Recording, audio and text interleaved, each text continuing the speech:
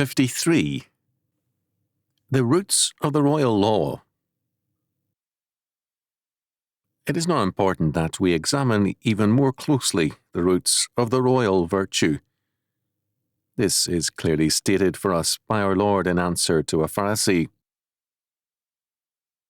Then one of them, which was a lawyer, asked him a question, tempting him, and saying, Master, which is the great commandment in the law? Jesus said unto him, Thou shalt love the Lord thy God with all thy heart, and with all thy soul, and with all thy mind. This is the first and great commandment. And the second is like unto it, Thou shalt love thy neighbour as thyself. On these two commandments hang all the law and the prophets. Matthew chapter 22, verses 35 to 40. First, in order to understand what this means, it must be recognized that our Lord's concern here is faith in action. By their fruits ye shall know them. Matthew chapter 5, verse 20. He declares, and basic to the fruits or manifestations of faith is the kind of love he here describes. Second, he is here stating what the law is, what the commandments of God mean, and he declares it is love. It is the fulfilling of the law, Romans 13, verse 8. Third, the whole of the law and the prophets hangs or depends on these two commandments.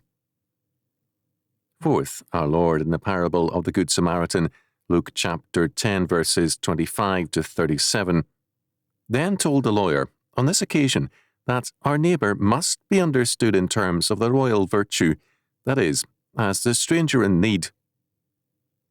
The great commandments thus sum up the imperative of personal action. With this in mind, let us examine these two commandments. First, our Lord does not permit us to indulge in the pagan disunity of man which separates faith, law, obedience, and love. He is giving us the two great commandments. In the law, he requires obedience to them, and he terms that obedience love. In the pagan view, man has a nature of 2, 3, or more substances, each of which is capable of a different impetus. In the biblical perspective, man is one, entirely a created being, totally depraved in all his being by the fall, but also regenerate in all his being by virtue of Christ's redemption. The conflict in man is not between spirit and body, but between sin and obedience. However fallen the sinner, the fact of his creation by God makes inescapable the witness in him to the law of God and his required obedience. However holy the redeemed man, he is not yet wholly freed from the fact of sin in this life, so his struggle too is between sin and obedience. The spirit-body conflict is Neoplatonic and pagan. Second, our Lord requires a totality of obedience. It is obedience with all our being, with all thy heart, and with all thy soul, and with all thy mind. The whole of our being and of our lives must be involved in an active obedience to God, because obedience is a total being. We are either obedient or disobedient. Within the realm of man, this obedience means to love our neighbour as ourselves. It has often been observed that we cannot truly love another if we do not love ourselves, and this is true. This is why fallen man, despite all his professions of love, is a potentially dangerous man. By his sin he seeks to be his own God. He affirms self-love. Since his being is God-created, fallen man finds that his self-love involves also a deep self-hatred, since, in rebelling against God, he is also rebelling against God's image-bearer himself? In the words of wisdom, "He that sinneth against me wrongeth his own soul. All they that hate me love death." Proverbs chapter 8, verse 36. On the other hand, he who loves himself is always and continuously mindful of himself, so that he is never forgetful of his needs. This means, third, that a totality of obedience means a continuous and abiding love. We can understand the meaning of this requirement of love by examining tithing. Many who profess to love God do not tithe. For them, this is pushing love too far. They call tithing legalistic, although it is God's requirement, and profess to manifest love instead. This is like a husband professing to love his wife and children when he is guilty of non-support. On the other hand, there are legalistic tithers who tithe with exactitude because they recognize that it is God's law. But having tithed, they feel they are quits with God and no more demands can be made on them. The tithe, for them, is a painful duty and a way of purchasing a clean bill of health from God. The biblical tither does so because the support of God's work is as necessary and natural as his care of himself and his family. It is a part of life, and a good part. To illustrate further, I love good food and a good hot shower. I want them when I want them. To be forced to shower or to eat hour after hour all day long would be punishment and hateful.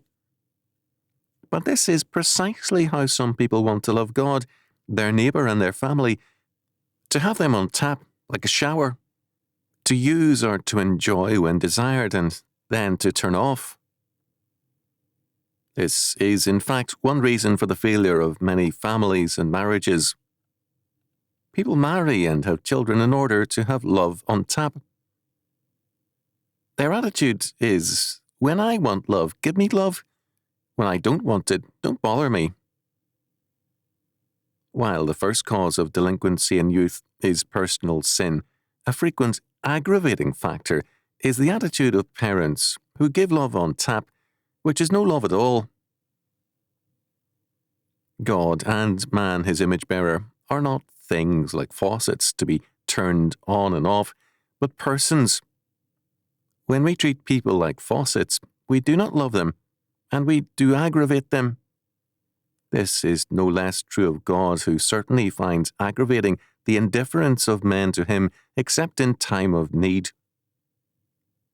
A person who is good, thoughtful, and loving to us only when he wants something from us does not love us at all.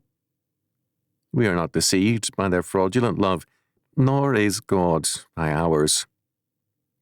Our Lord says, "Ye are my friends, if ye do whatsoever I command you." John chapter 15, verse 14. "If ye love me, keep my commandments." John chapter 14, verse 15. "He that hath my commandments and keepeth them, he it is that loveth me." John chapter 14, verse 21. His commandments hang on or depend on this totality of obedient love, of continuous and abiding love. It is one of the disasters of our time that the meaning of love has been altered to mean a profession of emotion, rather than the biblical meaning, which sees love as putting the law into force in an abiding obedience to God, and as a manifestation in action of grace to man.